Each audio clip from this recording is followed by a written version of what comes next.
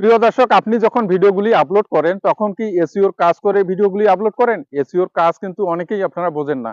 SEO না করে যদি আপনি ভিডিও আপলোড করেন, সেই ভিডিওগুলো কিন্তু ফেসবুক অডিয়েন্সের কাছে সাজেস্ট করে না।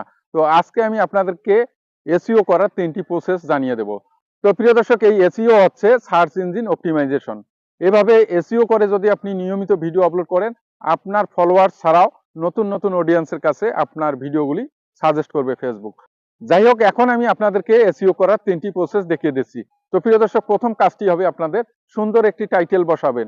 এটি হচ্ছে কিন্তু এসইওর প্রথম কাজ, ফেসবুকে ভিডিও আপলোড করা। এবং দ্বিতীয় যে কাজটি করবেন, আপনারা সুন্দর সুন্দর হ্যাশট্যাগ বসিয়ে দেবেন। এটি হচ্ছে দ্বিতীয় ধাপ।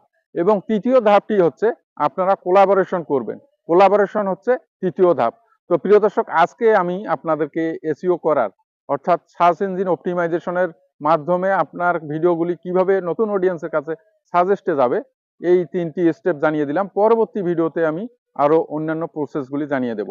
তো প্রিয় দর্শক, এই ছিল আজকে। ধন্যবাদ।